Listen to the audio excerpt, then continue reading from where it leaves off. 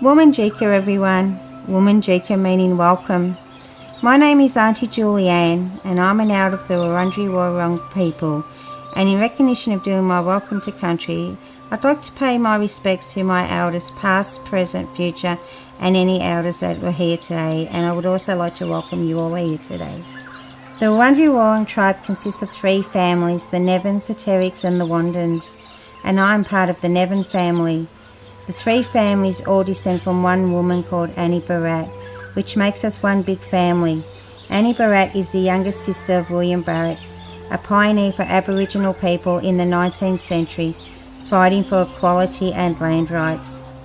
I'm here today to welcome you all to the land of my ancestors. We call the land within our tribal boundaries our country. The Kulin Nation, Kulin meaning man, is made up of 5 groups.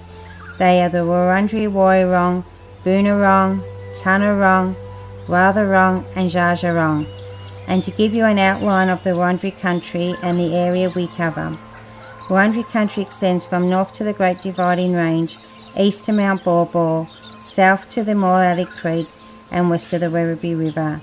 We cover a diverse range of land from the mountains to the beach and everything in between.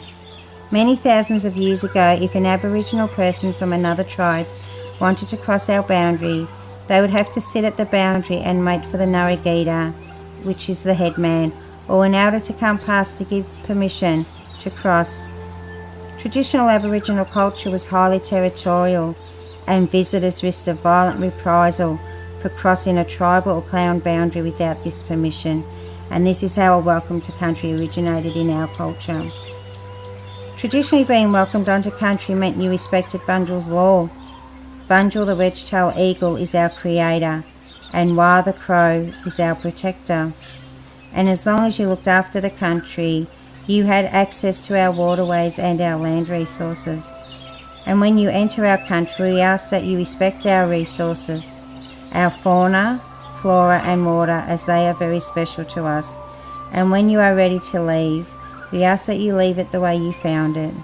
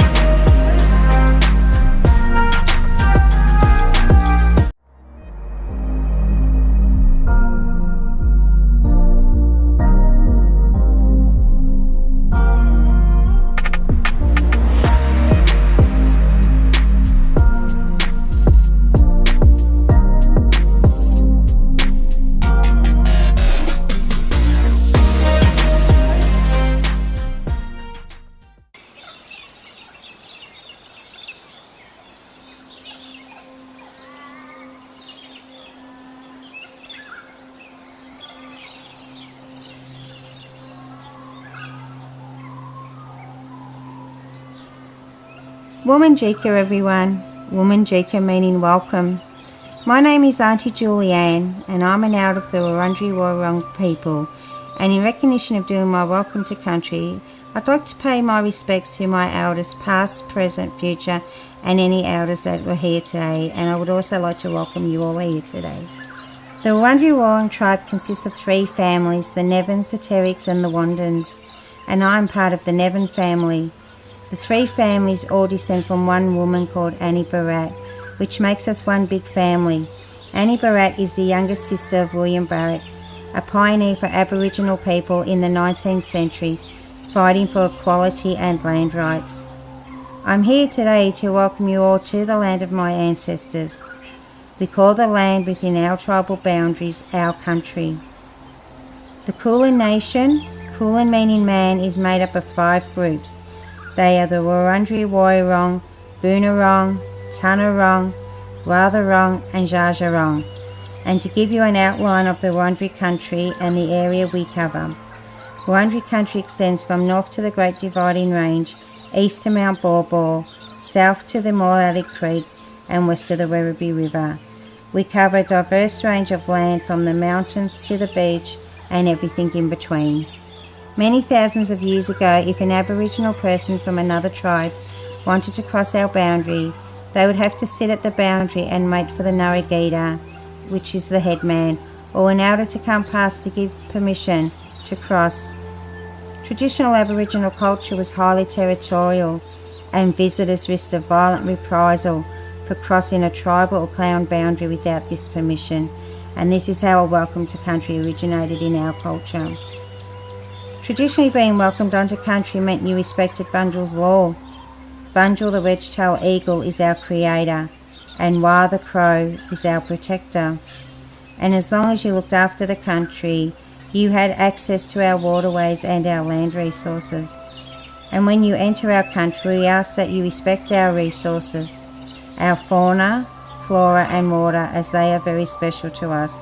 And when you are ready to leave, we ask that you leave it the way you found it.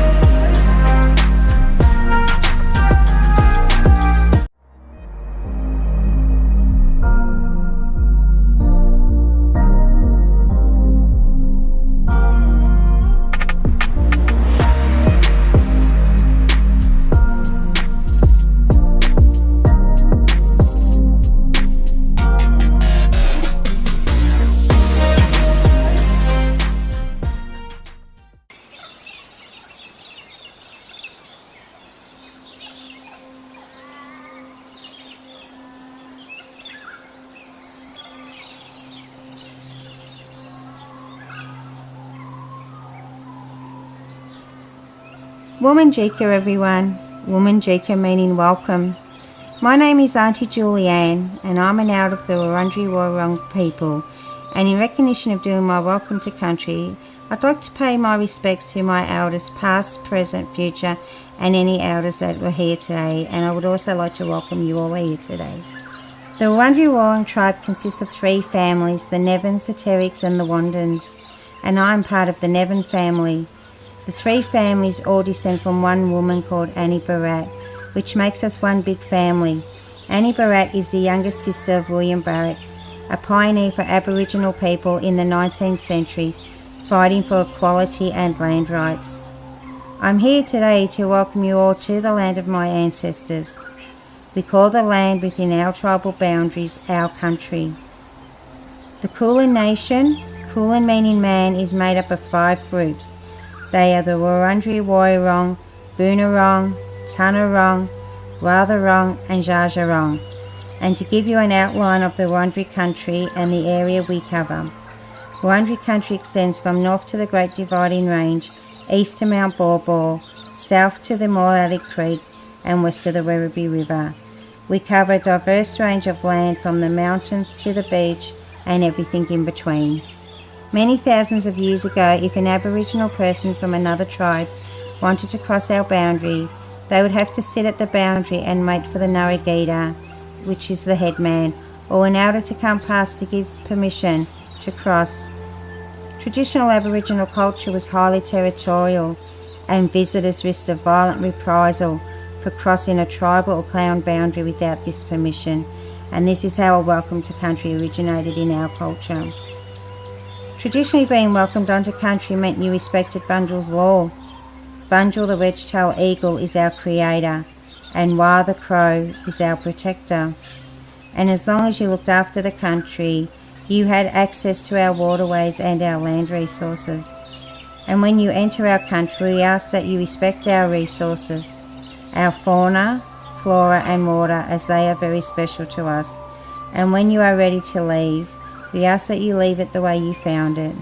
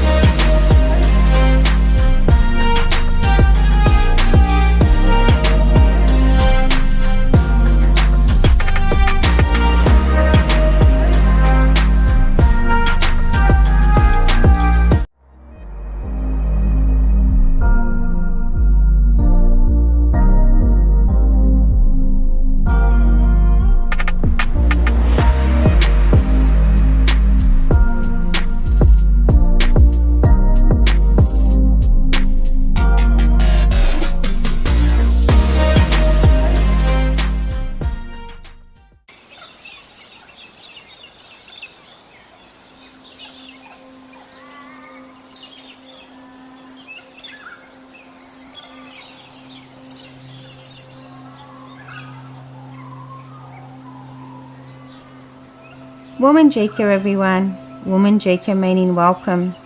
My name is Auntie Julianne, and I'm an out of the Wurundjeri Woi-wurrung people.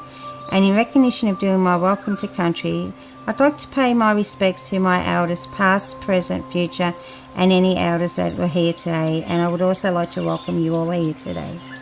The Wurundjeri Woi-wurrung tribe consists of 3 families, the Nevins, the Terricks, and the Wandins. And I am part of the Nevin family. The 3 families all descend from one woman called Annie Bharat, which makes us one big family. Annie Bharat is the youngest sister of William Barrett, a pioneer for Aboriginal people in the 19th century, fighting for equality and land rights. I'm here today to welcome you all to the land of my ancestors. We call the land within our tribal boundaries our country. The Kulin Nation, Kulin meaning man, is made up of 5 groups. They are the Wurundjeri Woi-wurrung, Boonwurrung, Tanarong, Wathaurong and Dja Dja Wurrung. And to give you an outline of the Wurundjeri country and the area we cover. Wurundjeri country extends from north to the Great Dividing Range, east to Mount Baw Baw, south to the Moolalic Creek and west to the Werribee River. We cover a diverse range of land from the mountains to the beach and everything in between.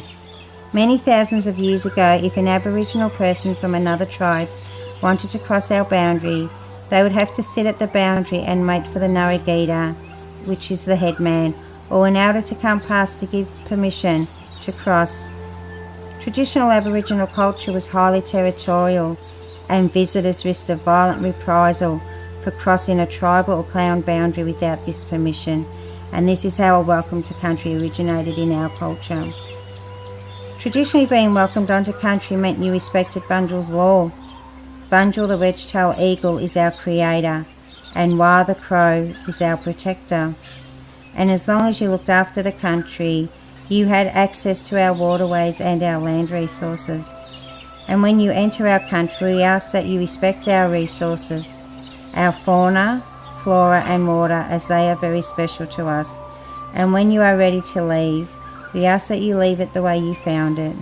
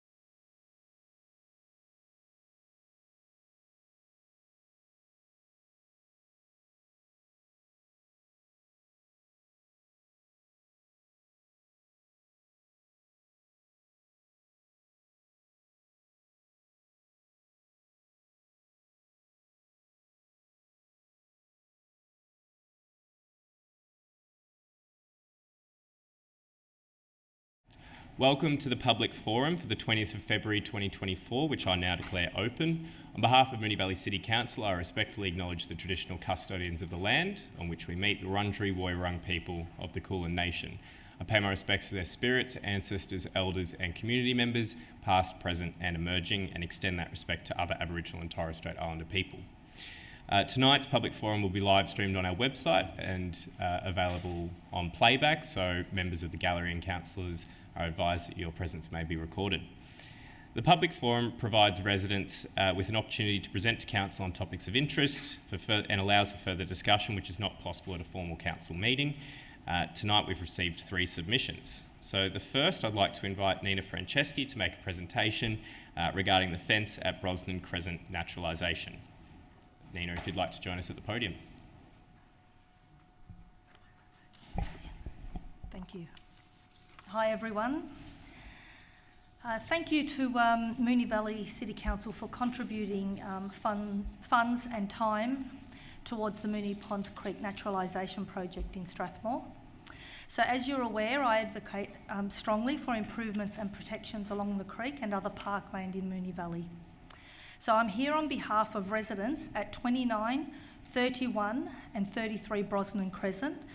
I don't live in those houses, I'm representing those people though, who are distressed and anxious since becoming aware that a 1.2 metre fence is being built across from their homes above the recently installed Kanga track.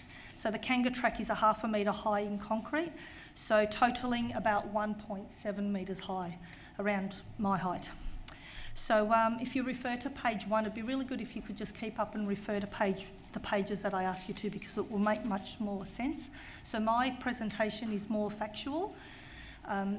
So if you can follow, that would be great. So page 1 shows the Kanga track, which is concrete, and it was laid there to protect the roots of a big tree. And currently it has temporary fencing, which will be replaced with an all-steel fence.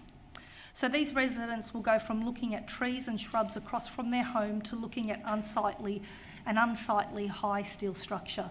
So if you refer to page 2 now, you'll see photos showing the lovely treed view which all these residents had. They used to just look out their front door or from their pavement or driveway and see trees and shrubs. So there was no community consultation with any of these residents impacted by this structure that was approved by council to go ahead. So I find that this was not acceptable. Since residents and I have advocated together to minimise the impact of this fence, Moonee Valley have reduced the combined concrete and fence size from 2 metres, because it was actually going to be up here somewhere, down to 1.7 metres. So officers listened and reduced it as low as possible. So if you refer to page 3 now for photos showing the proposed fence, okay, so that's not the actual fence, but that's what it's going to look like, similar to that, a little bit lower.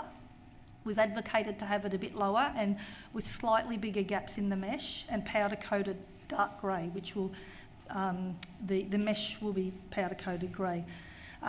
Residents feel it's way too bulky and not in line with the naturalisation project.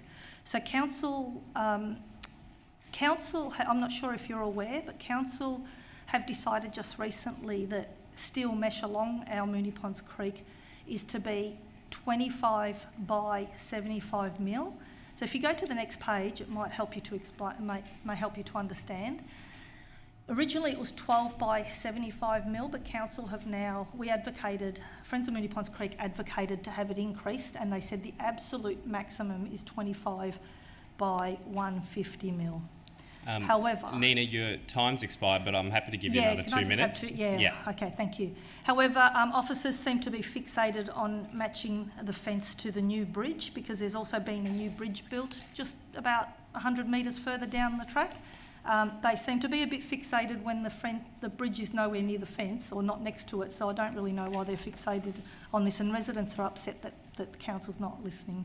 So that diagram of the mesh is from Angus McAllister, project manager for fencing along the Moonee Ponds Creek, indicating it's the new size. So they've advised that the fence will be steel to match the new bridge being built. Residents have advised that they prefer timber to match the trees and not steel to match the bridge. So the bridge is not really visible from the fence. So I'm not really sure why the officers continue to insist the fence must match the bridge. So if you look at page 5, you'll see that there's a preferred option. It's not an ideal option, but we prefer, well, not so much we, the residents, who you'll get to speak to in a minute, they all prefer timber frame. So residents have expressed that they do not want to look at an industrial type fence when, after all, the naturalisation project is all about naturalising the creek. A metal fence goes against the project's goals to reimagine the Moonee Ponds Creek, and considering the hundreds of bollards around Boeing and Lebanon reserves are timber, residents don't understand why council are insisting on metal. So as there was no consultation, these residents would like councillors to overwrite the officer's decision and increase the steel mesh to 25 by 150 mil to match the new council standard for mesh along the Moonee Ponds Creek, and change the steel frame to timber, that is the poles and cross supports. That's it. Thank you. Thank you, Nina. And I'll just, normally we'd come to questions from councillors, but obviously we've got two presenters after yourself. I wonder whether it might be more handy to leave questions to the end, considering it's on the same topic. Yeah, I think so. And then if it's okay that I can stand up and answer some if need be. And if all three of you want to. Because you all know that I've been working with this project right from the beginning, so I know a lot of the specifics. Absolutely. Yeah. So in that case, I'll ask if Ms. Lana Uzel would like to make her first presentation on the same topic. And I'll just ask as well to refrain from naming council staff as well. That's part of our governance rules. You weren't to know, obviously. But Lana, please join us at the podium. Hi, I'm Lana, and this is my first speech in the council, but thank you for giving me a chance to speak, and thank you for putting funds towards naturalization of the Moonee Ponds Creek in our area, naturalization. But we were all looking forward to that. Sorry. We all look forward to that project. But as project moved along, few of our residents were questioning the actions being taken. For example, I didn't understand why would somebody put 50 half a meter concrete blocks and a very wide, I'm not sure how wide they are as well, sorry, 3 meters, to cover the roots that not even raised from the tree, they under there. And the cost of it, it's like, I've been told by the project manager, but we just talk across the road, that it cost $160,000 brought from Queensland, is concrete.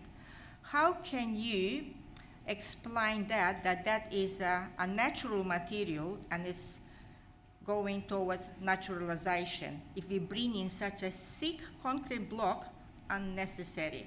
So I just thought, as a resident of the Brosnan Crescent, I would like you to bring to your attention whether was that necessary, that big concrete blocks, because even railway has a skinnier blocks.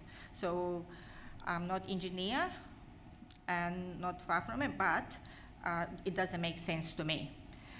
Another thing is the fence height it's too high and the mesh is too narrow.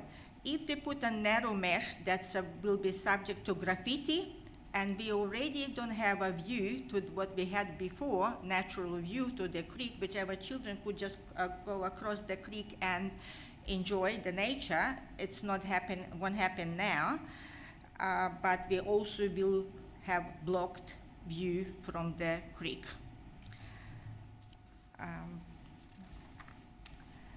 So we had a meeting with the team, the project managers, officers at the site, which was nice. They came after we raised the concerns. But spending the time at the site, at the creek, talking, raising our concern, I don't think much changed. Our voice been heard, just a little bit wider the gap went to but it's not timber frame, it not wide enough gaps. Another question quickly, I asked the project manager, why wasn't it put just a nice wooden bridge over the roots, which will look lovely and it's natural resource? It's, the question wasn't answered, but when repeating a few times, I've been told it's and your will time's protect- expired, Lana, but I'll give Sorry. you another 2 minutes. Please, no, please go ahead. Yeah, sorry. I wasn't given direct answer for that. So I believe that project, actually, the person who managed that, I'm not, don't know, but it was failure on their behalf. So now, as a resident, I'm not sure what we can do. It's there.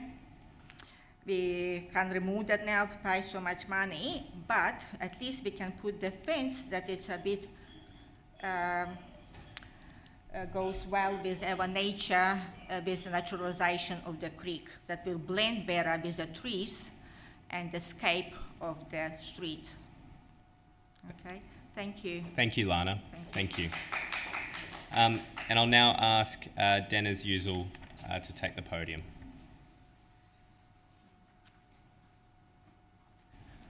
Hey guys, how's it going?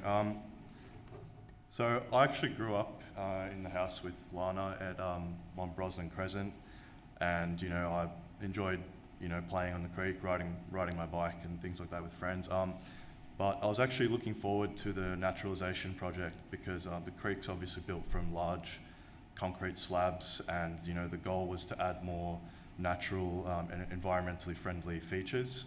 But I think actually what they achieved was the opposite of this, because they've now added a thick concrete slab onto the dirt, and obviously a large tall steel fence, which is arguably in the opposite direction of the scope of the project. It's not really a solution to that. So it's now obviously obstructed the view. There was no consultation regarding the project with the residents. It's not environmentally friendly, and I don't see how using these kinds of materials are in line with the scope of a naturalisation project. So yeah, it's quite, obviously the residents are quite unhappy with it, and I think the change to the wooden structure would be ideal from here to fix the damage that has been made. So thank you. Thanks, Dennis. Now that we've gone through that, so I'll ask whether the three of our presenters wanted to join us at the podium, or Nina, whether you just wanted to answer any questions from councillors. Before I throw to councillors, I'll just preface that for several of us around the chamber, this is obviously the first time that we're hearing about this, so we would have to go back and get further information from our staff, as I'm sure you'd understand. But happy to take any questions from councillors to our presenters about what they've presented on tonight. Councillors? Councillor Sypek? Yeah, thanks for the presentation, guys. It's very informative. I just wanted to know, has the project been completed now? The project is, from that meeting we had with Heather and her crew, we had Melbourne Water come along, and also Moonee Valley officers, Heather, Graham and a few others.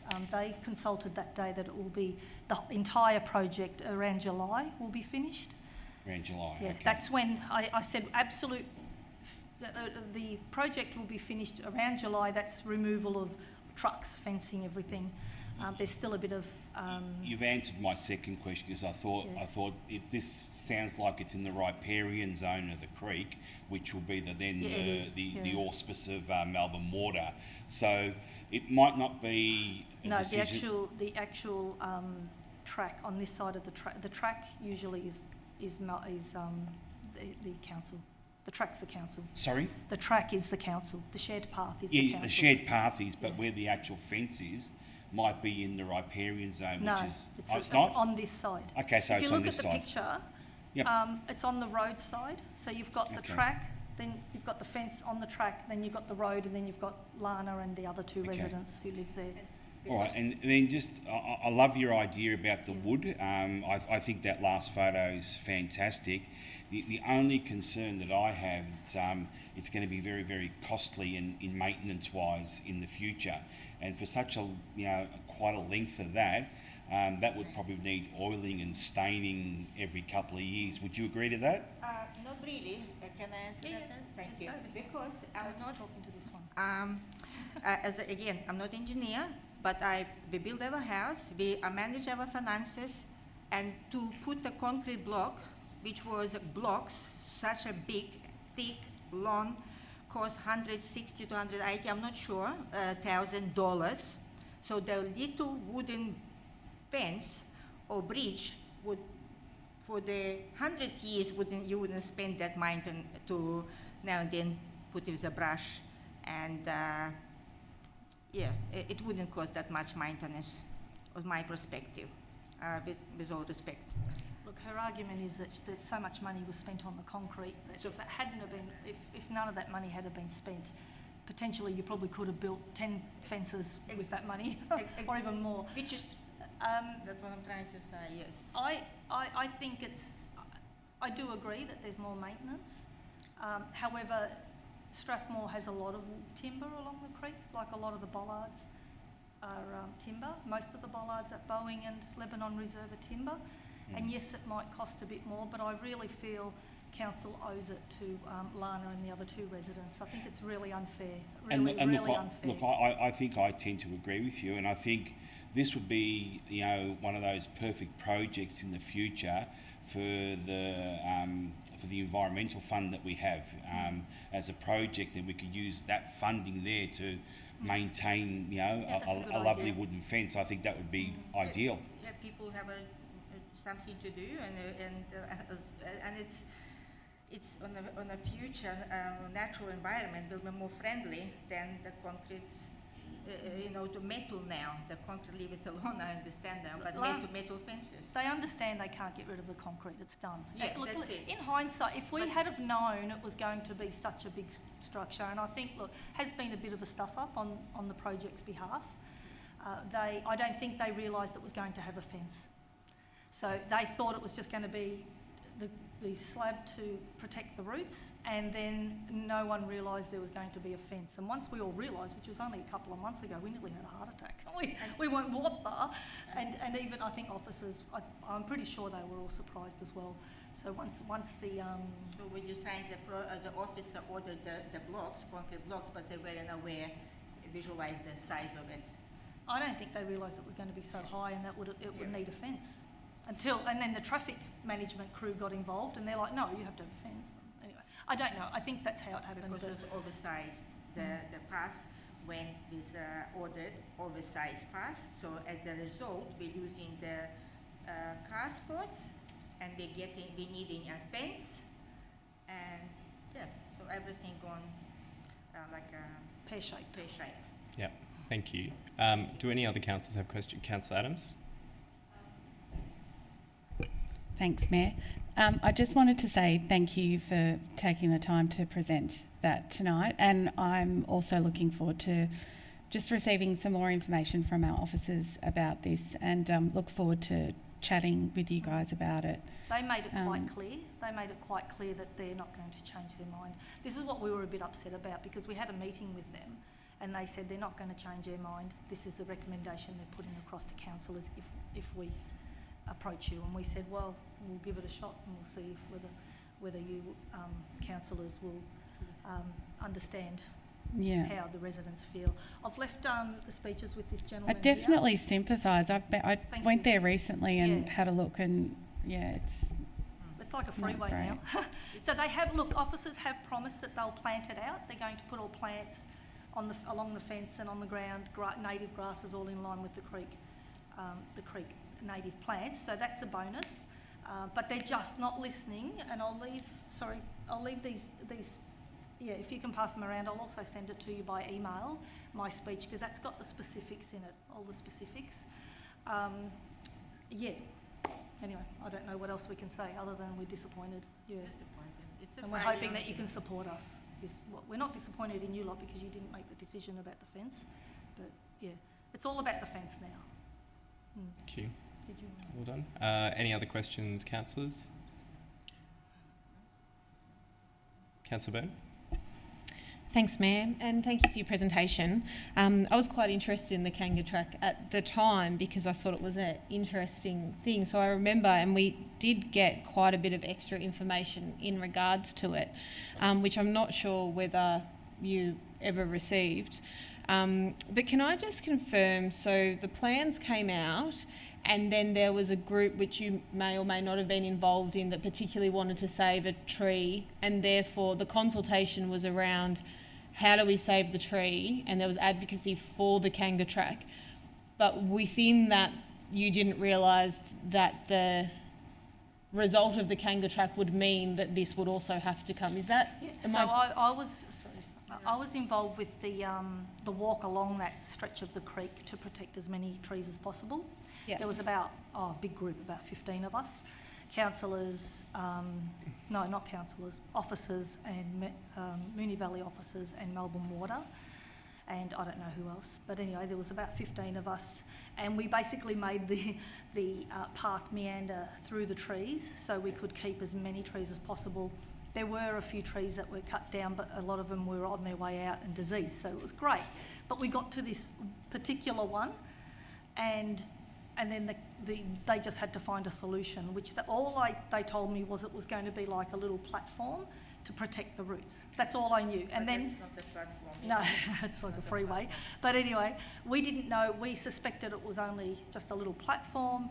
And I've even had locals say to me, had we known, I mean, you know Anna Lanigan and her husband Greg and lots of others who advocate very hard for the creek, they all say, had we known it was going to be such a big structure, we wouldn't have voted for that option. We would have voted for another option. But anyway, it's done, but that tree, no, we didn't know at that point, and I'm not convinced that, I'm pretty convinced that none of you would have known that it was a fence coming along with it. I don't know. I mean, I might be wrong, but I don't recall seeing a fence. But at that point, I suppose I just trusted that it was just going to be a little platform, not a big 1/2 metre high concrete structure and then a fence on top. So. The fence wasn't. Is there? Do you know of any fence? I don't know. Well, I suppose, I have to be mindful with what I can say, but, councillors obviously ask lots of questions and then we are provided with, answers in terms of what's going on. But I suppose from where it is that there's been consultation and then the decision was to build something to save the tree, and then it would have created another layer of consultation. They never. Yeah. At that point, there was not a consultation about that particular section. Yeah. That was all after all the consultations had closed. Yeah. Okay. So, there was not. I mean, I don't know. It sort of just sounds like it's a bit of a rippling. Well, it was. It's a bit of a rippling effect. It was, and I do feel for the officers because I don't think it's gone because things happen with projects. Things go wrong, and we get that, and like I keep saying, the residents. It's not directly in front of my place, so I'm here to support. So these residents, Lana, Dale and Heather Kennedy, and our other Paul and Sandy, they're all mortified that it's in front of their house. They were never consulted, and anyway, had they been consulted, maybe they would have had a bit more input. It wouldn't have turned out the way it does. But I just think they're owed a nice fence. They're owed a nice fence. Yeah. I'm sorry, can I just add, if it even not consulted with us, the project manager ordering such a big concrete blocks and high and wide, what was the purpose of that? My question is, what was the purpose of this huge, costly concrete brought from Queensland?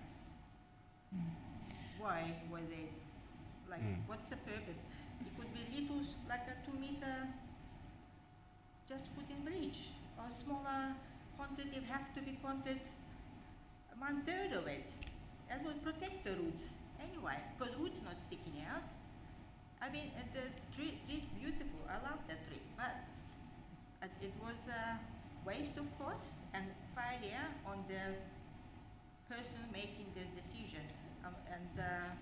would they be aware of themselves what they made, what they ordered?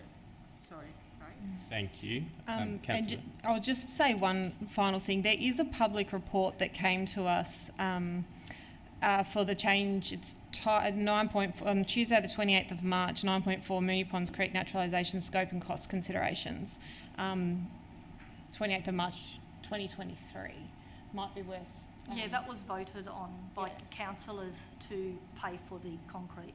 Yeah, but it which- just has a bit of information. Yeah. But if you've already looked at it, that's fine. I'm just making sure. No, I don't. I couldn't even find it. I tried to find it before Christmas and I couldn't find it, and then it just time passed. But anyway, I remember it was part of council meetings, and I remember you voted to have the concrete, and I'm not convinced that even councillors understood how big and horrendous this thing was going to be. And I could be wrong because I can't remember the actual debate that happened at the time, but I think that was the one that we mentioned, the Kanga track. Anyway, thanks for your presentation. Thank you, Councillor Byrne. Any other questions from councillors?